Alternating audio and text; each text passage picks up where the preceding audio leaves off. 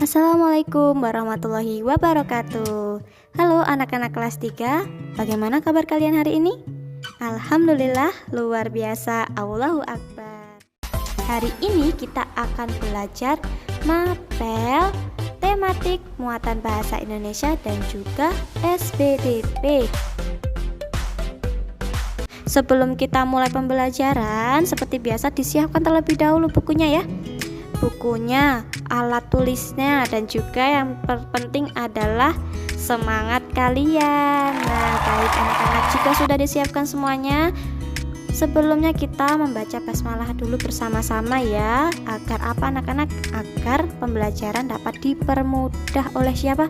Oleh Allah Subhanahu wa Ta'ala tentunya. Baik, bersama-sama yuk kita membaca basmalah. Bismillahirrahmanirrahim. Semoga pelajaran pada pagi hari ini dapat bermanfaat bagi kita semua dan juga dapat terserap dengan baik. Seperti itu ya anak-anak ya. Oke. Langsung saja kita masuk ke materi tematik muatan bahasa Indonesia dan juga SPDP. Baik anak-anak, yang pertama kita akan belajar muatan bahasa Indonesia KD 3.1 dan 4.1. Yang pertama kita akan belajar tentang materi menemukan informasi tentang benda-benda di sekitar dan menemukan kata-kata baru dalam teks bacaan. Nah, anak-anak, tahukah kalian informasi tentang benda-benda di sekitar kita dapat diuraikan dalam sebuah teks? Kita dapat menemukan informasi tersebut dengan cara membaca teks secara cermat. Jika dalam bacaan tersebut terdapat kata-kata yang sukar atau mungkin kalian baru melihat kata tersebut, kalian bisa mencari arti kata tersebut. Nah, yuk bersama-sama kita baca teks bacaan berikut ini. Nah, di situ sudah ada bacaan tentang benda dari logam. Logam diperoleh dengan cara ditambang atau digali dari dalam tanah. Logam memiliki sifat keras, kuat, penghantar panas yang baik, tidak menyerap air dan dapat ditempa. Bahan yang termasuk logam antara lain besi, baja, tembaga, aluminium, dan juga emas. Logam biasanya dimanfaatkan untuk membuat tiang bangunan karena sifatnya kuat, misalnya besi dan juga baja. Logam biasanya digunakan untuk peralatan masak karena sifatnya mudah menghantarkan panas, misalnya aluminium. Aluminium dimanfaatkan untuk membuat panci, wajan, dan juga teko. Nah, dari kalimat tersebut kita dapat mengetahui bahwa benda itu ada yang terbuat dari logam dan juga lain sebagainya. Nah, di sini kita juga mendapatkan kata baru nih. Kata baru yaitu apa? Logam. Nah, logam di sini artinya dapat menjadi penghantar panas dan arus listrik. Nah, misalnya besi, aluminium, dan juga nikel. Nah, kalau aluminium ini contohnya bisa teko, lalu sendok, terus ada juga garpu dan lain sebagainya. Seperti itu ya anak-anak.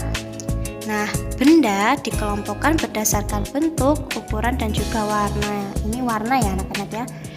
Nah, kita bisa melihat di situ sudah ada meja. Jadi kita mencarinya benda-benda yang biasanya kalian lihat. Ada meja biasanya ada di ruang tamu ya anak-anak ya, atau mungkin bisa aja di dapur atau ruang tengah kalian. Nah, meja ini banyak bentuknya ya, ada yang bundar. Nah, kalau di contoh ini bentuknya bundar atau bulat. Kalau misalkan di ruang kelas biasanya bentuknya kotak ya anak-anak ya. Nah, ukurannya kalau di gambar itu sedang, warnanya coklat dan ciri-cirinya mempunyai 4 kaki. Nah, kalau di situ di gambar ciri-cirinya sama ya, mempunyai 4 kaki, warnanya coklat, ukurannya juga sedang. Lalu di situ ada tas. Nah, tasnya itu berbentuk apa ya anak-anak ya tasnya? Ini tasnya berbentuk persegi panjang, ukurannya kecil, warnanya hitam dan juga merah ya. Hitam dan merah dan juga ciri-ciri lain bergambar Spiderman. Ayo di sini siapa yang nggak tahu Spiderman? Spiderman itu ya, ini gambarnya. Lalu di sini ada lemari. berbentuk balok. Ukurannya besar, warnanya hitam dan juga ada cerminnya, dan mempunyai 1, 2, 3, 4 pintu. Seperti itu ya anak-anak. Jadi kalian bisa mendeskripsikan apa saja benda-benda di sekitar kalian. Misalkan kalian di situ di ruang tamu ada jendela. Nah, jendelanya dideskripsikan. Ciri-cirinya seperti apa, bentuknya seperti apa.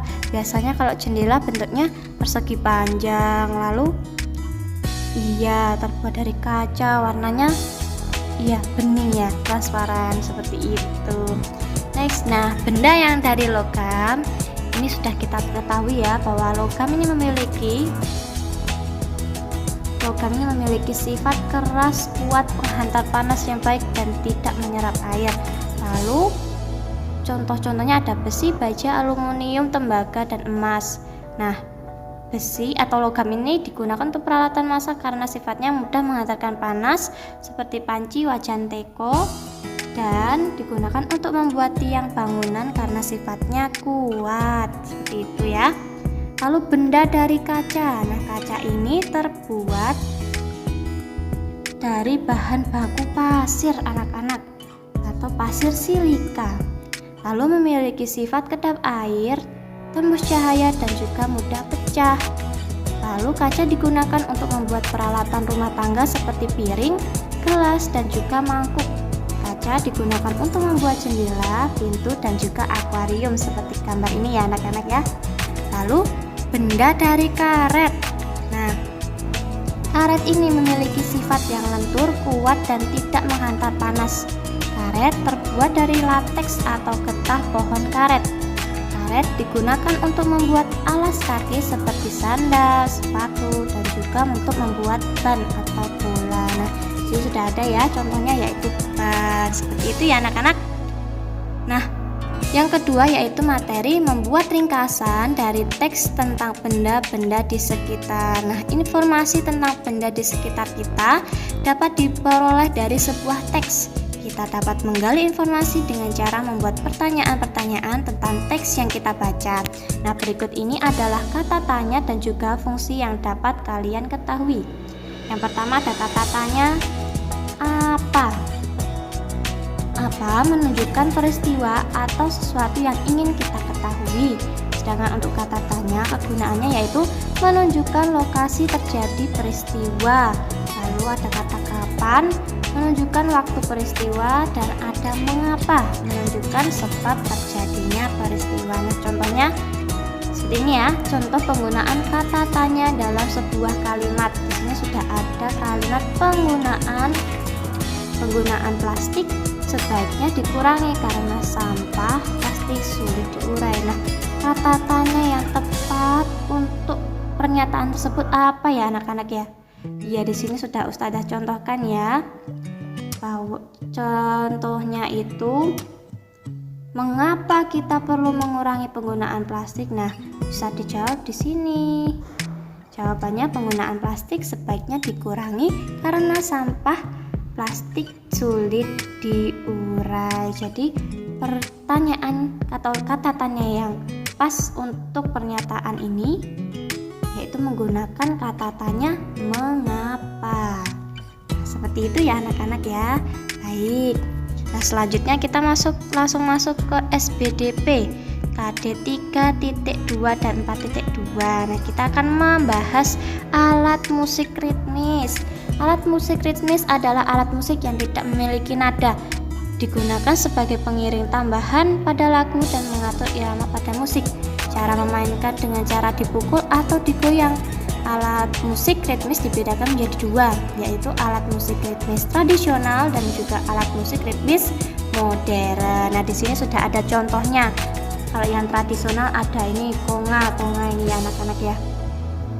Konga dipukul, terus ada marakas digoyang-goyang, srek nanti bunyinya seperti kalau konga dung gitu ya. Terus kalau tamborin, biasanya kalau kalian melihat alat musik rebana biasanya ini. Lalu triangle dipukul ya. ting trending gitu bunyinya. Terus ada kendang dung tak dung tak dung. Biasanya seperti itu bunyinya ya. Kendang biasanya digunakan saat misal ada acara seperti apa ya anak-anak ya. Kalau kendang ya kalau dangdutan itu ya. Lalu ada drum. Sepertinya kalian ini ya selalu melihat kalau misal ada acara band. Lalu ada tifa dipukul, tifanya dipukul dan gong juga dipukul. Nah, terus di sini ada alat musik modern. Nah ini modern ya anak-anak ya. Kalau yang modern ada percussion, ada triangle. Oh di sini jadi triangle dan juga style drum. Nah di sini salah ya berarti ya, triangle bukan suatu alat musik tradisional, tapi dia masuknya yang modern. Seperti itu ya anak-anak ya. Nah lalu ada ini pola irama sederhana. Trek. Kalau pola irama birama 2 ini ada beberapa ya anak-anak ya. Kalau ini